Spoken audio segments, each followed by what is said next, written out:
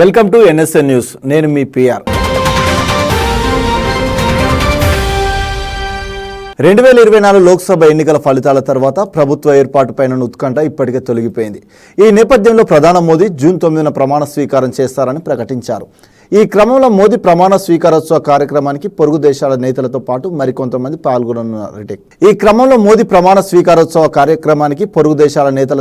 మరికొంతమంది పాల్గొననున్నారు. పార్లమెంట్ ఎన్నికల రిజల్ట్ తర్వాత ప్రభుత్వం ఏర్పాటుకు నెలకొన్న సందిగ్ధత తొలగిపోయింది. దీంతో కేంద్రంలో మరోసారి నరేంద్ర మోడీ ప్రభుత్వం కొలువుదీరనుంది. కాగా ప్రధాని మోడీ ప్రమాణ స్వీకారోత్సవానికి శ్రీలంక, బంగ్లాదేశ్, భూటాన్, నేపాల్, అమెరికా సహా పలు దేశాల నేతలను ఆహ్వానిస్తున్నారని తెలుస్తోంది. ప్రమాణ స్వీకారోత్సవానికి మోదీ తన్ను ఆహ్వానించారని శ్రీలంక అధ్యక్షుడు రనిల్ విక్రమసింఘే కార్యాలయ మీడియా విభాగానికి తెలిపింది.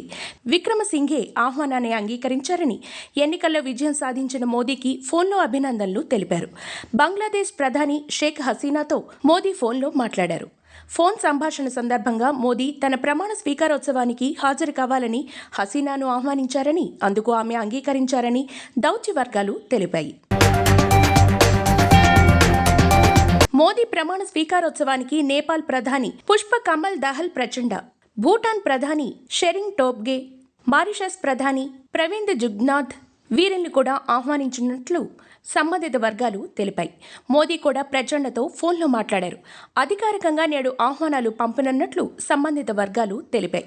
మరోవైపు నరేంద్ర మోడీ మూడోసారి ప్రధానిగా ప్రమాణ స్వీకారం చేయనున్న నేపథ్యంలో ఇండో పసిఫిక్ ప్రాంతాన్ని స్వేచ్ఛ, సురక్షితంగా మార్చేందుకు భారత్తో కలిసి అమెరికా కృషి చేస్తుందని అమెరికా విదేశాంగ మంత్రిత్వ శాఖ ప్రతినిధి మాథ్యూ మిల్లర్ అన్నారు. రెండు దేశాల ప్రజల మధ్య సంబంధాలను మరింతగా పెంచడానికి విదేశాంగ శాఖ నిరంతరం కృషి చేస్తుందని తెలిపారు. అయితే మోదీ ప్రమాణ స్వీకార కార్యక్రమానికి తమకు ఇంకా ఆహ్వానం రాలేదని, వస్తే దానికి సిద్ధంగా ఉన్నామని చెప్పారు. ప్రధానిగా మోదీ తొలి ప్రమాణ స్వీకారోత్సవానికి దక్షిణాసియా ప్రాంతీయ సహకార సంఘం నేతలు హాజరయ్యారు. అంతకుముందు 2019లో నరేంద్ర మోడీ వరుసగా రెండోసారి ప్రధాని అయినప్పుడు ప్రమాణ స్వీకారోత్సవానికి బిమ్స్టెక్ దేశాల నేతలు హాజరయ్యారు. జూన్ 9న మోడీ మూడోసారి ప్రధానిగా ప్రమాణ స్వీకారం చేయనున్న నేపథ్యంలో మరికొంతమంది నేతలు వచ్చే అవకాశం ఉంది. ఇప్పటికే ఎన్నికల ఫలితాలు వెలువడిన తర్వాత ప్రధాని మోడీ విజయం సాధించినందుకు 75 దేశాల ప్రతినిధుల నుంచి అభినందనలు వచ్చాయి. మృగశిర కార్తెను పురస్కరించుకొని హైదరాబాద్లో నిర్వహించే చేప ప్రసాదం పంపిణీ కార్యక్రమానికి టీజీఆర్టీసీ ప్రత్యేక బస్సులు నడపనుంది. చేప మందు కోసం రాష్ట్ర నలుమూలల నుంచి కాకుండా వివిధ రాష్ట్రాల నుంచి ప్రజలు భారీగా తరలివస్తారు. ప్రయాణికుల సౌకర్యార్థం ఈ నెల 8 నుంచి 9 తేదీ వరకు 130 ప్రత్యేక బస్సులను నడపనున్నట్టు ఆర్టీసీ అధికారులు వెల్లడించారు. సికింద్రాబాద్, కాచిగూడ రైల్వే స్టేషన్లు, జేబీఎస్, ఎంజీబీఎస్ సహా శంషాబాద్ విమానాశ్రయం నుంచి ఎగ్జిబిషన్ గ్రౌండ్స్కు ప్రత్యేక బస్సులు నడపనున్నట్టు ప్రకటించారు. వీటితో పాటు దిల్సుఖ్ నగర్, మితాని, ఉప్పల్, చార్మినగర్, గోల్కొండ సహా పలు ప్రాంతాల నుంచి కూడా 80 బస్సులు నడిపించనున్నట్లు తెలిపారు. 18వ లోక్సభకు ఎన్నికైన ఎంపీలలో సగానికి పైగా తొలిసారి ఎన్నికయ్యారని పీఆర్ఎస్ సంస్థ నిపుణుల బృందం పరిశోధనలో వెల్లడైంది. గత సార్వత్రిక ఎన్నికల్లో 267 మంది లోక్సభలో తొలిసారి అడుగుపెట్టగా ఈసారి ఆ సంఖ్య 280కి పెరిగింది. 18వ లోక్సభకు ఎన్నికైన ఎంపీల సగటు వయసు 56 ఏళ్లని పీఆర్ఎస్ సంస్థ నిపుణుల బృందం వెల్లడించింది. 18వ లోక్సభకు ఎన్నికైన ఎంపీల్లో సగానికి పైగా తొలిసారి ఎన్నికయ్యారని పీఆర్ఎస్ సంస్థ నిపుణుల బృందం తెలిపింది. గత ఎన్నికల్లో 267 ఎంపీలు పార్లమెంటులో అడుగుపెట్టగా ఇప్పుడు ఆ సంఖ్య 280కు పెరిగిందని వెల్లడించింది. 17వ లోక్సభలో ఎంపీల సగటు వయస్సు 59 కాగా ఈసారి కాస్త తగ్గిందని పేర్కొంది. లోక్సభకు ఈ ఎన్నికల్లో ఎన్నికైన ఎంపికల్లో 11% మంది వయస్సు 40 ఏళ్ల కంటే దిగువన ఉందని పీఆర్ఎస్ సంస్థ తెలిపింది. 38% మంది 41 నుంచి 55 ఏళ్ల వయసు వారని తెలుపగా 2% మంది ఎంపీల వయసు 55 కంటే ఎక్కువగా ఉంది. సమాజ్వాదీ పార్టీకి చెందిన పుష్పేంద్ర సరోజ్, ప్రియా సరోజ్ 25 ఏళ్ల వయసులో లోక్సభ ఎన్నికల్లో గెలిచిన అతి పిన్న వయస్కులుగా నిలిచారు. డీఎంకేకు చెందిన టీఆర్ఎస్ బాలు 82 ఏళ్లతో వృద్ధ ఎంపీగా నిలిచారు. ఈ సార్వత్రిక ఎన్నికల్లో 240 సీట్లతో బీజేపీ అతి పెద్ద పార్టీగా అవతరించింది. 99 సీట్లతో రెండో అతిపెద్ద పార్టీగా కాంగ్రెస్ ఉండగా 37 సీట్లతో మూడో స్థానంలో సమాజ్వాద్ పార్టీ ఉంది. రాష్ట్రంలో బీజేపీ ఎదుగుదలకు లోక్సభ ఎన్నికల ఫలితాల ఆరంభం మాత్రమేనని ఆ పార్టీ రాష్ట్ర అధ్యక్షుడు కిషన్ రెడ్డి పేర్కొన్నారు. ఎన్నికలతో రాష్ట్రంలో బీఆర్ఎస్ ఉనికి కోల్పోయిందన్న ఆయన 6 ఏళ్లలోనే ప్రజల్లో కాంగ్రెస్ సర్కార్ నమ్మకం కోల్పోయిందన్నారు. రాష్ట్రంలో రాజకీయ శూన్యత నెలకొన్న తరుణంలో ప్రజలు బీజేపీని ఒక ప్రత్యామ్నాయ శక్తిగా చూస్తున్నారని తాజా ఫలితాలు అందుకు నిదర్శనంగా పేర్కొన్నారు. ఆంధ్రప్రదేశ్తో పాటు ఒడిశా, సిక్కిం, అరుణాచల్ ప్రదేశ్ ఎన్డీఏ విజయం పట్ల కిషన్ రెడ్డి హర్షం వ్యక్తం చేశారు. ఓటింగ్ పర్సంటేజీ సీట్లను కూడా భారతీయ జనతా పార్టీ పొందడం జరిగింది. బీజేపీ చరిత్రలో తెలంగాణ, ఆంధ్రప్రదేశ్ సంయుక్తంగా ఉన్నప్పుడు కానీ ఇప్పుడు కానీ ఏ రోజు కూడా ఏ ఎన్నికల్లో కూడా ఇంత పెద్ద ఎత్తున స్వతంత్రంగా పోటీ చేసి మేము సీట్లు గెలవలేదు. మొన్నటి శాసనసభ ఎన్నికల్లో తెలంగాణలో 8 అసెంబ్లీ స్థానాలు గెలిస్తే ఈ ఎన్నికల్లో 8 పార్లమెంట్ స్థానాలు గెలవడము భారతీయ జనతా పార్టీ పట్ల, ప్రధానమంత్రి నరేంద్ర మోడీ గారి పట్ల తెలంగాణ ప్రజల్లో ఉన్నటువంటి ఆదరణకు అద్దం పడతా ఉంది.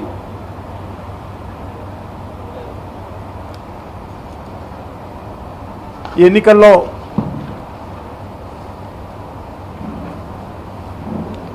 భారతీయ జనతా పార్టీ పైన విశ్వాసం ఉంచి బీజేపీని అత్యధికమైనటువంటి స్థానాలలో గెలిపించడం జరిగింది. గత 6 నెలల క్రితము జరిగినటువంటి తెలంగాణ శాసనసభ ఎన్నికల్లో దాదాపు 14% ఓట్లతో 8 చోట్ల గెలిపించుకున్నటువంటి తెలంగాణ ప్రజలు సరిగ్గా ఈ 5 నెలల తర్వాత ఇప్పుడు జరిగినటువంటి పార్లమెంట్ ఎన్నికల్లో 35% పైగా ఓట్లతో 8 పార్లమెంట్ సీట్లలో బీజేపీని ఆదరించి ఆశీర్వదించడం జరిగింది. తెలంగాణలో రానున్న రోజుల్లో ఒక బలమైనటువంటి రాజకీయ ప్రత్యామ్నాయంగా భారతీయ జనతా పార్టీ ఎదగాలని ఈరోజు తెలంగాణ ప్రజలు కోరుతున్న విషయాన్ని ఎన్నికల్లో స్పష్టం చేయడం జరిగింది. ప్రజలు బెంగళూరు రేవ్ పార్టీ కేసులో ప్రధాన సూత్రధారి టాలీవుడ్ నటి హేమను మూవీ ఆర్టిస్ట్ అసోసియేషన్ సస్పెండ్ చేసింది. హేమ సస్పెండ్పై సభ్యుల అభిప్రాయాలు కోరుతూ ప్రెసిడెంట్ మంచు విష్ణు మా అసోసియేషన్ గ్రూప్లో మెసేజ్ చేశారు. సభ్యులంతా సమర్థిస్తూ రిప్లై ఇవ్వగా మా సంస్థ నుండి ఆమెను తొలగించారు.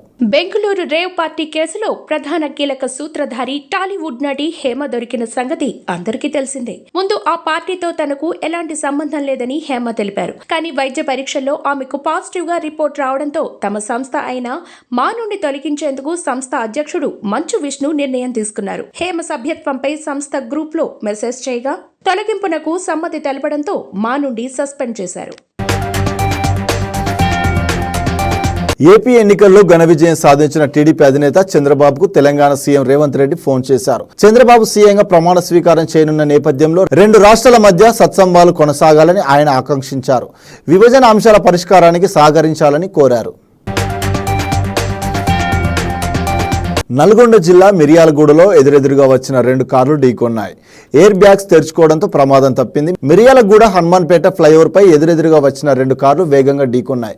ప్రమాదంలో 2 వాహనాల ముందు భాగం పూర్తిగా ధ్వంసమైంది. సమయానికి వాహనాల్లోని ఎయిర్ బ్యాగులు తెరుచుకోవడంతో కారులో ఉన్న వారికి ప్రాణాపాయం తప్పింది.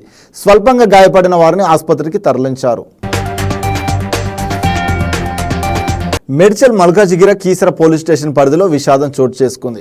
విధులు నిర్వహిస్తూ ఓ వ్యక్తి గుండెపోటుతో కుప్పకూలాడు. రాంపల్లి సత్యనారాయణ కాలనీలోని ఓ మందుల దుకాణంలో విధులు నిర్వహిస్తున్న మురళి అనే వ్యక్తి గుండెపోటుతో మృతి చెందాడు. ఈ దృశ్యాలన్నీ అక్కడ సీసీ కెమెరాలో రికార్డ్ అయ్యాయి. కీసర గ్రామానికి చెందిన మురళి వృత్తిరీత్యా ప్రైవేటు ఉపాధ్యాయుడిగా పనిచేస్తూ జీవనం సాగిస్తున్నాడు. ఇటీవల ఉపాధ్యాయ వృత్తిని వదిలి ఓ మందుల దుకాణంలో పనిచేస్తున్నాడు. నాగరికతను కాపాడుకోవడానికి ఎక్కువ మంది పిల్లలు ఉండాలంటూ టెస్లా సీఈఓ ఎలన్ మస్క్ పలుమార్లు చెప్పారు. జననాల రేటును పెంచేందుకు జపాన్ డేటింగ్ యాప్ను అందుబాటులోకి తీసుకువచ్చింది. యాప్ను ఉపయోగించే వినియోగదారులు సంబంధిత పత్రాలు సమర్పించాల్సి ఉంటుందని తెలిపింది. ఇద్దరు వ్యక్తులను కలుపుతూ సంతాన వృద్ధి రేటును పెంచేందుకు జపాన్ సర్కార్ తీసుకున్న నిర్ణయం పట్ల ఎలన్ మస్క్ సంతోషం వ్యక్తం చేశాడు. జననాల రేటును పెంచేందుకు ఈ వేసవిలో టోక్యో డేటింగ్ యాప్ను తీసుకురానుందని అధికారిక వర్గాలు వెల్లడించాయి. ఇందుకు సంబంధించిన యాప్ను తీసుకువచ్చేందుకు జపాన్ ప్రభుత్వం తీసుకురావడంపై స్పందించిన టెస్లా సీఈఓ ఎలాన్ మస్క్ సంతోషాన్ని వ్యక్తం చేశారు. టోక్యో ప్రభుత్వం తీసుకొచ్చిన డేటింగ్ యాప్ను వాడే వినియోగదారులు కొన్ని పత్రాలు సమర్పించాల్సి ఉంటుంది. తాము ఒంటరని ధృవీకరించే పత్రాలతో పాటు పెళ్లి చేసుకోవడానికి సుముఖంగా ఉన్నామని సంతకాలు చేసిన లేఖను ఇవ్వాల్సి ఉంటుంది. అలాగే వార్షిక వేతనం నిజమేనని నిరూపించేలాగా ఒక ట్యాక్స్ సర్టిఫికెట్ ను జత చేయాలని తెలిపింది. మామూలుగా ఇలాంటి డేటింగ్ యాప్స్ ను ప్రభుత్వాలు తీసుకురావడం అరుదు. అయితే ప్రపంచంలో అతిపెద్ద మూడో ఆర్థిక వ్యవస్థ కలిగిన జపాన్ లో గత కొన్నేళ్లుగా జనాభా పెరుగుదల రేటు భారీగా పడిపోతోంది. ఆ దేశ జననాల రేటు వరుసగా 8 ఏళ్లుగా క్షీణిస్తూ 2023లో అది రికార్డు స్థాయి కనిష్టానికి పడిపోయింది. అధికారిక గణాంకాల ప్రకారం కొత్తగా జన్మించే వారి కంటే మరణాల రేటు రెట్టింపుగా నమోదైంది. జననాల రేటు అంతకు ముందు ఏడాదితో పోలిస్తే 5.1% పడిపోయి 7,58,631కి చేరుకుంది. ఇక వివాహాల సంఖ్య 90 ఏళ్ల కాలంలో మొదటిసారి 5 లక్షల దిగువకు పడిపోయింది. గత సంవత్సర కాలంలో అక్కడ 4,89,281 మంది మాత్రమే వివాహం చేసుకున్నారు. జననాల రేటు తగ్గడంపై ఆ దేశ ప్రధాని తీవ్ర ఆందోళన వ్యక్తం చేశారు. ఇది తమ దేశం ఎదుర్కొంటున్న తీవ్ర సంక్షోభమని అభివర్ణించిన ఆయన ఇదే ధోరణి సాగితే 2070 నాటికి జనాభా 30% కుంచుకుపోయి 87 మిలియన్లకు పడిపోతుందన్నారు. ప్రతి 10 మందిలో 4 65 ఏళ్లు లేదా ఆ పైబడిన వారే ఉంటారని national institute of population and social security research పేర్కొంది. ఈ పరిస్థితుల నేపథ్యంలో టోక్యో యంత్రాంగం ఈ నిర్ణయం తీసుకున్నట్లు తెలుస్తోంది. వివాహం చేసుకోవాలనే ఆలోచన ఉన్నవారిలో 70% మంది తమ భాగస్వామిని వెతుక్కునే క్రమంలో ఎలాంటి యాప్స్ ను పరిగణనలోకి తీసుకోవడం లేదని తెలిసింది. వారు తగిన భాగస్వామిని ఎంచుకునేందుకు ఈ మార్గం ఉపకరిస్తుందని అనుకుంటున్నా అని మీడియాకు తెలిపారు. కూటమి విజయంతో తిరుమల ప్రజలు సంబరాలు చేసుకున్నారు. దుర్మార్గ పాలన నుంచి రాష్ట్రాన్ని కాపాడారంటూ వెంకటేశ్వర స్వామికి మొక్కులు చెల్లించారు. శ్రీవారి ఆలయం ఎదుట ఉన్న అఖిలాండం వద్ద 501 కొబ్బరికాయలు కొట్టారు. స్వామివారికి కర్పూర హారతులు సమర్పించారు. చంద్రబాబు నాయుడు ఆధ్వర్యంలో రాష్ట్రం అభివృద్ధి చెందాలని కాంక్షించారు.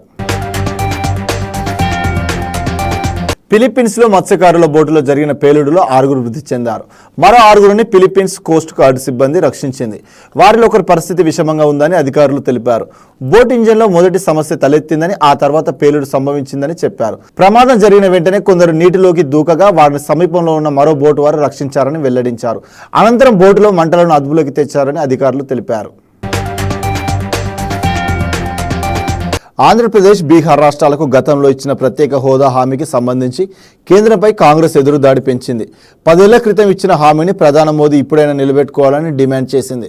కేంద్రంలో ప్రభుత్వం ఏర్పాటు చేయనున్న 3వ వంతు ప్రధానికి ఏపీ, బీహార్కు సంబంధించి 4 ప్రశ్నలు వేస్తున్నట్లు కాంగ్రెస్ ప్రధాన కార్యదర్శి జైరాం రమేష్ ఎక్స్లో ఓ వీడియో సందేశం పోస్ట్ చేశారు. 2014 ఏప్రిల్ 30న తిరుపతిలో ఏపీకి ప్రత్యేక హోదా కల్పిస్తామన్న ప్రధాని మోదీ హామీ ఇచ్చారని, దానివల్ల పెద్ద ఎత్తున పెట్టుబడులు వస్తాయని చెప్పిన విషయాన్ని గుర్తు చేశారు. 10 ఏళ్లైనా ఆ హామీ కార్యరూపం దాల్చలేదని జైరాం రమేష్ విమర్శించారు. విశాఖ స్టీల్ ప్లాంట్ను ప్రైవేటు పరం చేసేందుకు ప్రధాని మోదీ ప్రయత్నిస్తున్నారని, ఆ నిర్ణయాన్ని అన్ని వర్గాలు వ్యతిరేకిస్తున్నాయని అన్నారు. ఏపీలో షర్మిల అనుచరుల అరాచకాలు పెరిగాయని, అందుకే ఒంటెద్దు పోగొడల కారణంగానే కాంగ్రెస్కు ఓటింగ్ శాతం తగ్గిందని సుంకర పద్మశ్రీ విమర్శించారు. అభ్యర్థుల దగ్గర డబ్బులు వసూలు చేసి వారికి నచ్చిన వాళ్ళకి సీట్లు ఇచ్చారని ఆరోపించింది. సీనియర్లను స్క్రాప్ కింద జమకట్టిన షర్మిల ఇష్టం వచ్చినట్లు వ్యవహరించిందన్నారు. కార్యకర్తలకు అండగా నిలవాల్సిన షర్మిల ఏనాడు అండగా నిలవలేదన్నారు. ఎన్నికల సమయంలో పర్యటన చేయలేదన్న ఆమె షర్మిల వ్యవహారంపై ఢిల్లీలో తేల్చుకుంటానని చెప్పింది. రాష్ట్ర ప్రజలు చారిత్రాత్మక తీర్పును ఇచ్చారని పొన్నూరు ఎమ్మెల్యే ధూళిపల్ల నరేంద్ర కుమార్ అన్నారు. నియోజకవర్గంలో 32,000 మెజారిటీతో తనను గెలిపించిన ప్రతి ఒక్కరికి ధన్యవాదాలు తెలిపారు. 5 ఏళ్లుగా దగాపడ్డ రాష్ట్రాన్ని బాగు చేయడమే తన ముందున్న లక్ష్యమని తెలిపారు. జగన్మోహన్ రెడ్డి గారు 5 సంవత్సరాలు నిన్న మన ఆయన నేను చూశాను. ఆయన పెట్టి నేను నొక్కిని అన్ని ఎక్కడికి వెళ్ళి అని అడుగుతున్నాడు. ఆయన నొక్కిని అన్ని మా వాళ్ళు చెప్పినట్టు తిరిగి తాడేపల్లి ప్యాలెస్కి వెళ్ళి. ఎందుకంటే నేను ఒక చిన్న ముస్లిం కుటుంబాన్ని కలిసాను బట్టమూడులో. నేను వాళ్ళకి ఇవ్వని పథకాలు కూడా లిస్టులో రాసి అక్కడికి కాగితం ఇచ్చారంట. రాసిస్తే వాళ్ళు అడిగారు, ఏమండి అసలు మాకు రాలేదు కదా, మాకేదో 2 లక్షలు బెనిఫిట్ అయిందని ఇచ్చారంటే, మేము ఇచ్చాము నువ్వు తీసుకొని ఇట్లా మాట్లాడుతున్నావు అని చెప్పి వాళ్ళని బెదిరించిన పరిస్థితి ఉన్నాయి. అధికార దుర్వినియోగం చేసే ప్రయత్నం చేశారు. ఎన్నికల పరంగా కూడా మేము మొదటి నుంచి కూడా కొన్ని అభ్యంతరాలు చెప్తానే ఉన్నాం. ఎన్నికల నామినేషన్ ప్రక్రియ నుంచి మమ్మల్ని ఎన్నో విధాలుగా అధికారం ఉందని చేతిలో పెట్టుకొని ఇబ్బంది పడే ప్రయత్నం చేసినా ఇవాళ మేము ప్రజల యొక్క సహకారం ఆశీస్సులతోనే ఈ నియోజకవర్గంలో విజయాన్ని సాధించగలిగామని చెప్పి నేను తెలియజేస్తా ఉన్నా. ఈ నియోజకవర్గ ప్రజల యొక్క రుణం అనేది తీర్చుకోవాల్సిన బాధ్యత మా మీద ఉంది, బాధ్యత ఉంది. అలాగే మా చేతిలో అధికారం ఉంది అని చెప్పి మేము వాళ్ళలాగా రెచ్చుకోం. మా బాధ్యత ఏంటంటే మంచిని మంచి అని చెప్పాలి, చెడుని చెడుని చెప్పాలి. కాబట్టి మేము మంచికి అండగా నిలుస్తాం, చెడును మట్టికి రూపుమాపుతాం. లక్ష్యాలు పేదవాడికి సహాయం చేయడం, మంచి చేయడం. ఎన్డీఏ కూటమి ప్రధాన అభ్యర్థి నరేంద్ర మోడీ ముచ్చటగా 3వసారి జూన్ 8న బాధ్యతలు చేపట్టనున్నారు. ప్రమాణ స్వీకారం తర్వాత ఆయన ఫస్ట్ విదేశీ పర్యటన ఇటలీకి వెళ్లనున్నారు. ఇటలీ ప్రధాని జార్జియా మెలోని G7 సమ్మిట్కు హాజరు కావాలని నరేంద్ర మోడీని ఆహ్వానించారు. జూన్ 13-14 తేదీలో గ్రూప్ ఆఫ్ 7 సమావేశానికి భారత్ ప్రధాని హోదాలో మోదీ హాజరు కానున్నారు. లోక్సభ ఎన్నికల్లో అత్యధిక సీట్లు గెలిచిన మోదీకి జార్జియా మెలోని అభినందనలు తెలిపారు. అపోలియాలోని బోర్గో ఇగ్నాజియాలో నిర్వహిస్తున్న G7 సమ్మిట్కు అమెరికా అధ్యక్షుడు జో బైడెన్, కెనడా ప్రధాని జస్టిన్ ట్రూడో, బ్రిటన్ ప్రధాని రిషి సునాక్, ఫ్రాన్స్, జపాన్, జర్మన్లకు చెందిన ప్రధానులు, అధ్యక్షులు, ఛాన్సలర్లు హాజరు కానున్నారు. ఉక్రెయిన్లోని ప్రధాన నగరమైన ఖెర్సాన్పై రష్యా భీకర దాడులు కొనసాగిస్తున్నట్టు స్థానిక గవర్నర్ తెలిపారు. తాజాగా 5 ప్రాంతాల్లో దాడులకు పాల్పడినట్లు సామాజిక మాధ్యమం ద్వారా వెల్లడించారు. మాస్కో దాడులతో నివాసం సముదాయాలు, మార్కెట్లు, పార్కింగ్ స్థలాలు ధ్వంసమైనట్లు పేర్కొన్నారు. పుతిన్ సేనలు జరిపిన దాడులతో స్థానికంగా ఉన్న హైపర్ మాల్లో పెద్ద ఎత్తున మంటలు చెలరేగినట్లు ఆ రాష్ట్ర విపత్తు నిర్వహణ విభాగం అధికారులు తెలిపారు. భారీగా ఎగిసిపడుతున్న అగ్ని కీలలను అదుపు చేసేందుకు అగ్నిమాపక సిబ్బంది తీవ్రంగా శ్రమించినట్టు ఖెర్సాన్ గవర్నర్ చెప్పారు. పెద్దపల్లి జిల్లా పెద్ద బొంకూరు గ్రామంలో బడిబాట కార్యక్రమాన్ని కలెక్టర్ ముజామిన్ ఖాన్ ప్రారంభించారు. దేశంలో నిరక్షరాస్యతను నిర్మూలించేందుకు ఉపాధ్యాయులు కృషి చేయాలని కోరారు. ప్రస్తుత ఆధునిక ప్రపంచంలో చదువు అత్యంత ప్రధానమైందని, చదువు లేకపోతే సమాజంలో మనుగడ సాధించడం కష్టమన్నారు. చదువు పట్ల తల్లిదండ్రులు చైతన్యవంతం చేయడంతో పాటు 5 ఏళ్లు నిండిన చిన్నారులందరినీ బడిలో చేర్పించేందుకు బడిబాటను సద్వినియోగం చేసుకోవాలని కలెక్టర్ కోరారు. సమాజాన్ని మార్చాలంటే ముందు ఒక విద్యార్థిని మార్చాలని గమనిక మనకు ఉండేది. ఆ పనిలో మనం అంతా ఇప్పుడు సమాజానికి ఒక పునాది వేస్తున్నాం అనేది ముందు గమనిస్తాం. ఇప్పుడు పునాది వేయాలంటే ఆ పునాది ఎంత గట్టిగా ఉంటే దానిపైన వచ్చే బిల్డింగ్ అంత గట్టిగా ఉంటుంది. ఇది మనకు తెలిసింది. గవర్నమెంట్ పాఠశాలని నమ్మని ఎందుకు చెప్తున్నా గమనించండి. ఏ స్కూల్కి వెళ్ళినా సరే మంచి వసతులు కావాలి, హంగులు కావాలి. ఉన్నాయా లేవా? లేనివి కూడా ఇప్పుడు కట్టిస్తున్నారా లేదా? కట్టిస్తున్నాం. రెండోది టీచర్లు ఉండాలి. సరే ఖచ్చితంగా ప్రతి టీచర్ ఉండాల్సిన అటెండెన్స్ ఉండేలా కూడా చూసుకుంటూ పోతున్నాం. మూడోది ఏం కావాలి? నేర్పించే పద్ధతి. ఇంగ్లీష్లో పెద్ద పదం ఉంది, పెడగజీ అంటాం, కానీ నేర్పించే పద్ధతి, దాన్ని కూడా ట్రైనింగ్ ఇచ్చుకుంటూ పోతున్నాం. రాష్ట్రంలో గత ప్రభుత్వం రాజకీయాలను భ్రష్టు పట్టించిందని చేవెళ్ల ఎంపీ కొండ విశ్వేశ్వరరెడ్డి విమర్శించారు. మెదక్లో కోట్ల రూపాయలు ఖర్చు పెట్టినా బీఆర్ఎస్ గెలవలేకపోయిందని ఆరోపించారు. బీజేపీ రాష్ట్ర కార్యాలయంలో మీడియా సమావేశం నిర్వహించిన ఆయన గత ప్రభుత్వం పనితీరు వల్లే రాష్ట్రంలో అప్పులు పెరిగాయని మండిపడ్డారు. మోదీ వేవ్ ఉన్నందువల్లే చేవెళ్లలో బీజేపీకి భారీ మెజార్టీ వచ్చిందని వెల్లడించారు. రాబోయే రోజుల్లో రాష్ట్రంలో అధికారం బీజేపీదని కొండ ధీమా వ్యక్తం చేశారు. దానివల్లనే ఇంత పెద్ద మెజారిటీ వచ్చింది. ఇంతకుముందు ఉన్న ప్రభుత్వం 10 ఏళ్లు ఈ రాజకీయాలను భ్రష్టు పట్టించిండ్రు. పైసలు, ఆల్కహాల్ ప్రభావము, గవర్నమెంట్ అధికారులను వాడడము అంతటా కూడా తెలంగాణ వ్యాప్తంగా తక్కువైనాయి. మెదక్ల చూసిండ్రు, వందలాది కోట్లు పెట్టినా కూడా ఓడిపోయినరు. రఘునందన్ రావు గారి గెలుపు ప్రత్యేకంగా సంతోషమైందంటే ఆడ పైసలు, ఆల్కహాల్ పనిచేయలేదు. రఘునందన్ రావు గారు బీజేపీ పనిచేసింది.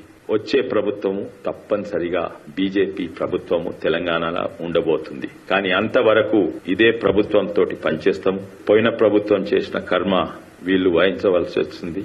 ఎందుకంటే అప్పుల పాలు చేసిపోయినరు తెలంగాణలో. పార్టీలు వేరైనా కూడా నేనైతే సెంటర్ నుంచి ఈ ప్రభుత్వంకు ఎంత సపోర్ట్ ఇవ్వగలుగుతుందో అంత సపోర్ట్ ప్రయత్నం చేస్తాను. జనగామ జిల్లా నష్కల్లో ఎక్స్ప్రెస్ రైల్లో దుండగులు చోరీకి పాల్పడ్డారు. నాగోర్సల్ నుంచి నర్సాపూర్ వెళ్తున్న 12-788 నెంబర్ రైల్లో తెల్లవారుజామున దోపిడీ జరిగింది. నష్కల్ వద్ద రైలు పట్టాల మరమ్మతు కారణంగా రైలు నెమ్మదిగా వెళ్లడంతో దుండగులు కిటికీ వద్ద కూర్చున్న ఓ మహిళ మెడలో నుంచి 12 గ్రాముల ఆభరణాలను లాక్కెళ్లినట్లు ప్రయాణికులు తెలిపారు. సదరు మహిళ కాజీపేట రైల్వే పోలీసులకు ఫిర్యాదు చేయడంతో కేసు నమోదు చేసుకుని దర్యాప్తు చేస్తున్నారు. ఇంతటితో ఈ వార్తలు సమాప్తం. మరిన్ని వార్తలతో మళ్ళీ కలుద్దాం. అంతవరకు చూస్తూనే ఉండండి మన NSN న్యూస్.